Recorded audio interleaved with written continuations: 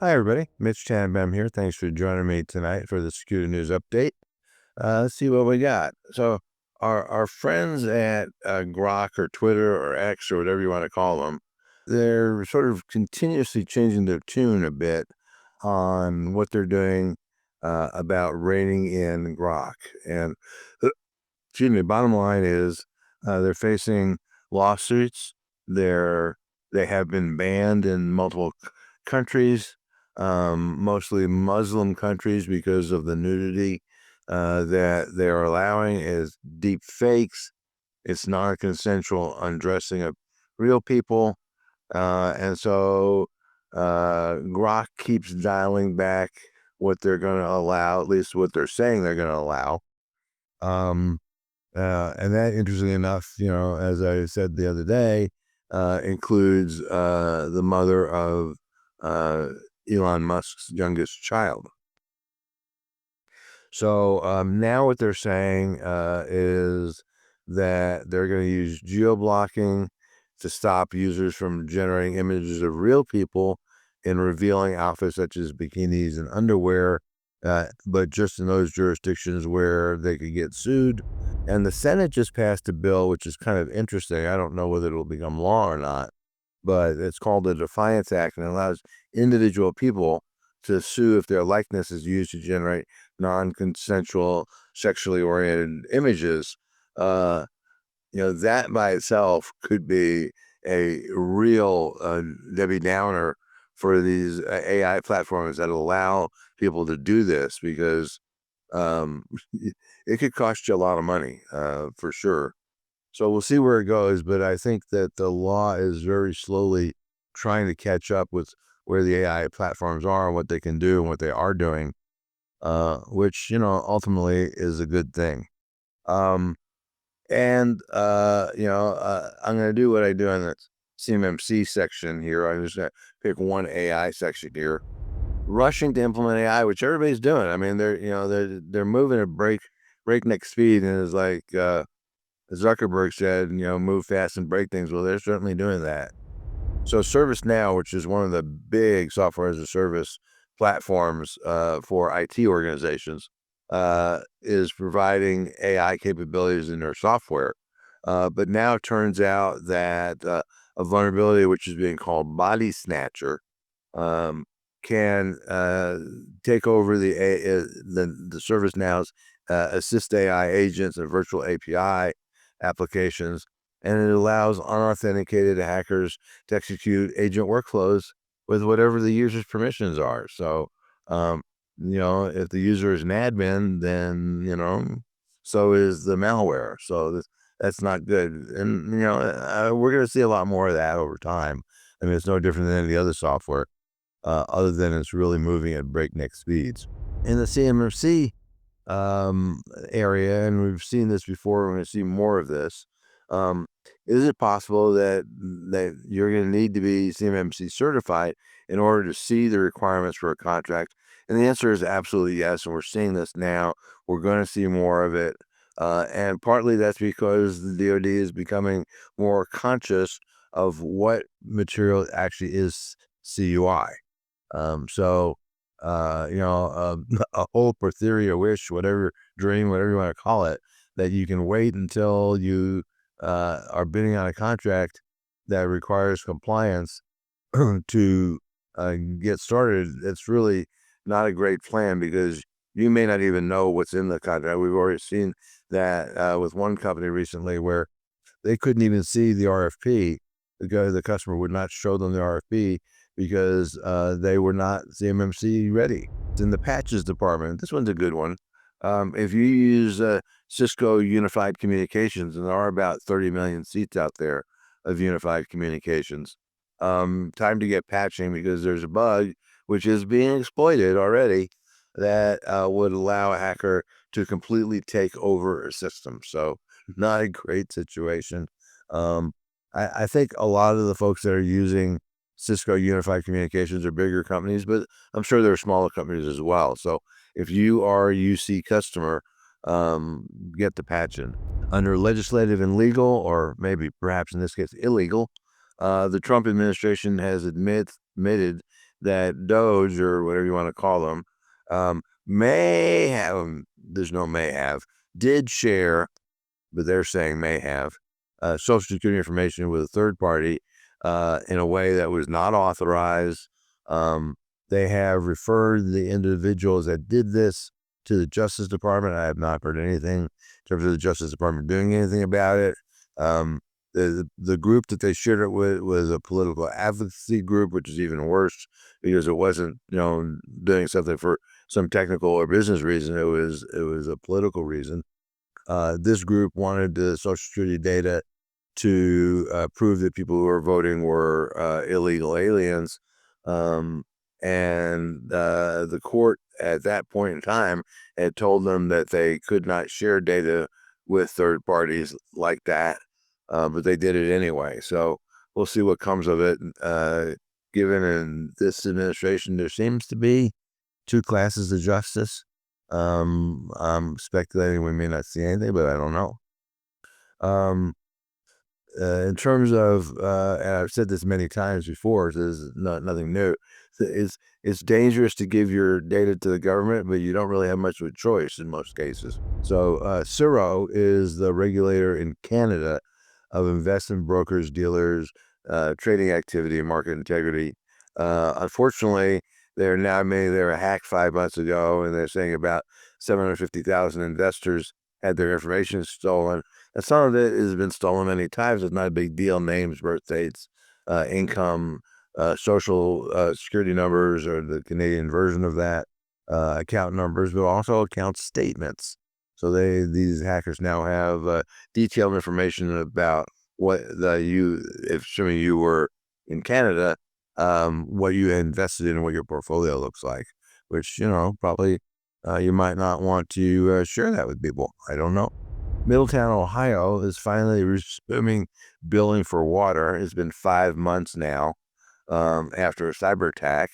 They spent, and this is a little town, like 50,000 people maybe. They spent over $1 million, and they're not done. The bill through the end of next year is estimated about $1.5 million. And now, how do people get current on their bills and all that stuff? And are they going to charge them interest, which they're not, and all kinds of stuff like that. But not only could they not do community billing that they had to do, whatever bills that the government generated, like water and trash and stuff, but they couldn't issue birth and death certificates. So the whole bunch of people that were born in the last 5 months that have no legal documents that might be required in order to do things like, I don't know, put your kid on your insurance policy. Since if you don't have a birth certificate, I don't think you can get a social security number. And they had to estimate what payroll looked like. So either people are due money, employees, or people are owed money. Email was down for weeks. So it's just a mess. And that, of course, that $1.5 million doesn't include all the lost productivity for people basically sitting around on their thumbs, waiting for the systems to come back up. So, these breaches are expensive, and, my suggestion is figure out a way to avoid them if you can.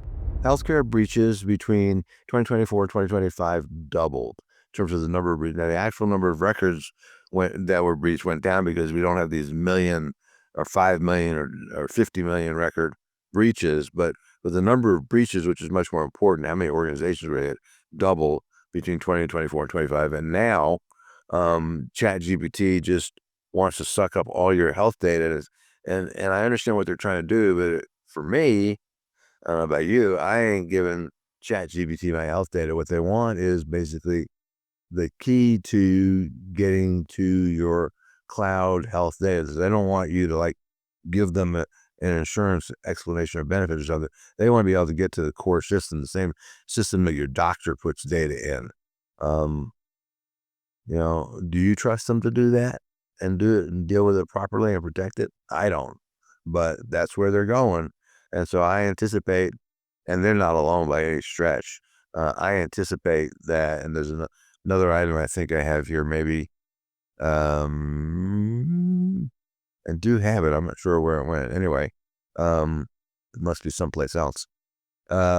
So, you know, I think it's probably going to be messy before it gets clean because it never seems to get clean when it comes to cybersecurity.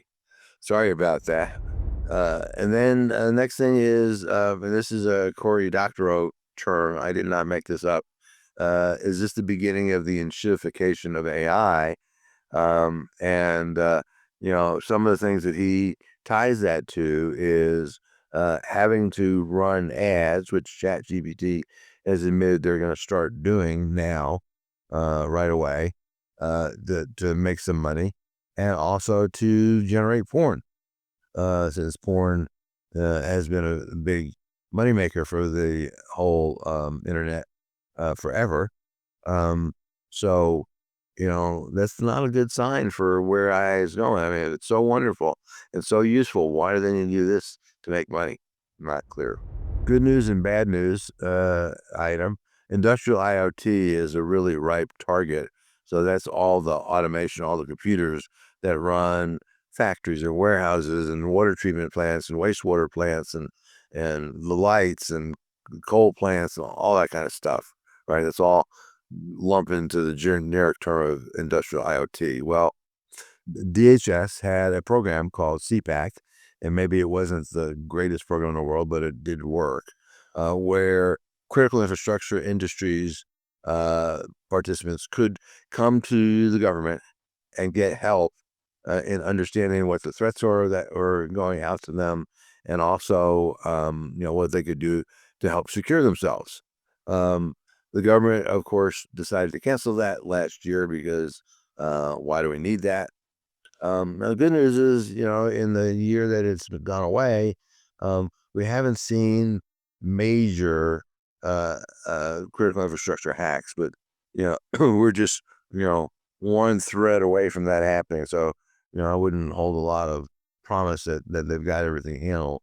Um, DHS has now said that they're working on a replacement called Anchor, but they haven't said anything about when it might possibly come to fruition. So at this point, if you're in critical infrastructure, one of the 16 sectors, you're on your own. Sorry. Maybe sometime at some point in the future, DHS will have an answer of how you can work with them. But right now, it doesn't exist. And in the news bites, Microsoft had an authentication protocol called, oh God, what's it called? I can't think of it. Oh, that's not good. Anyway, so Mandiant published a way, instructions basically on how to crack it. And it's been around. This protocol has been around since the 1980s, maybe. So people have not been able to shut it off, and there is a way to turn it off, but in a lot of places where you have, particularly where you have interfaces with hardware, where the hardware hasn't kept up, that it's landman is what it's called, landman authentication, NTLM version 1. Um, uh, and so, now that there is an example of how you use it, I suspect that the attacks against the old authentication protocols are going to go up. So if you're running these old protocols, now would be a really good time to put together a project to kill them. And if you need help with that, let us know. The EPA had an exemption to any kind of clean air requirements for data centers for their generators that make a lot of noise and stuff, and a lot of pollution. For whatever reason, the EPA has decided to kill that exemption. And so now organizations like Twitter, which have been running these generators, monstrous generators, 24/7 for years on end because they want to get the data centers online more quickly than the power companies can provide them reliable power. So now they have to go off and meet the same clean air requirements that every other business has to meet. There's a Pwn to Own is a very well-known hacking competition is sponsored by the vendors.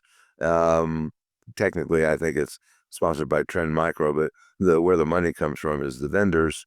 As these companies, participate, like Microsoft and Google and all the big players. Um, White hat, good guy hackers go off and crack, whether it's the Chrome browser, or Twitter, or whatever it is, and they get paid money for it. Sometimes they make a lot of money. For example, in the first day of this is owned for automobiles. They gave out $500,000 in prize money. So not bad for one day. And some of the companies that got hacked were Tesla, Sony, Alpine, who makes car entertainment systems. So just day one, they turned over 500,000 prize money. Pretty cool. Microsoft has admitted that they have turned over your encryption keys, not all of them, selected encryption keys, to the feds. And it's kind of the way that works, right? If you give Microsoft your BitLocker keys, which you don't have to do, you can do, but you don't have to do, and they're presented with a warrant, they're going to give the feds your keys. That's just the way it is. So you have to decide whether that's a problem for you. Maybe you don't think it's a problem. It may not be a problem for you. But you should at least be aware. That's why I think Microsoft is saying what they're saying, that they may well turn over your keys to the feds, because the feds might be asking for them. And they're not going to tell you if they do that. And they're not going to give you an option to go fight back. You're not even going to know that they've done it. And then finally, news that some people have been waiting a long time for. TikTok has formed a U.S. joint venture to continue U.S. operations. My guess is there's a bunch of lawyers who looked at this very carefully. Like, for example, the law, which might have potentially banned TikTok, said that China can only have a 20% stake in the resultant company, and so they have a 19.9% stake. Other players include Oracle, and the president's son-in-law has his company has a 15% stake in it. And a bunch of other folks have smaller stakes, like Michael Dell's personal family office has a stake. We don't know exactly how much, is a smaller amount, but assuming that they comply to all the laws, and I'm guessing that they looked at this thing 6 different ways, TikTok may be safe. Now, what we don't know is what it's going to look like, because the terms of service have already been rewritten. They don't get the algorithm. They're going to redo the algorithm. They don't get all the data. So, yeah, it's TikTok. Possibly it could be TikTok in name only. You may not recognize it when they're done, but we shall see. Hopefully, it looks a lot like the current TikTok. So, as AI gets injected into everything, everywhere, you need to be ready. If you think you can avoid that, I think you're mistaken. You should check out our Certified AI Governance Leader course at our AIGIP.ai website. Is right now, as a founding, founding member, I don't know what the right word is, founding participant probably, it's free. At least the first part of it's free. So it's really neat stuff. I'm taking the course, and learning some stuff. And I invite you to participate. So check out AIGIP.ai. Until next time, anything we can do to help you, of course, please call us.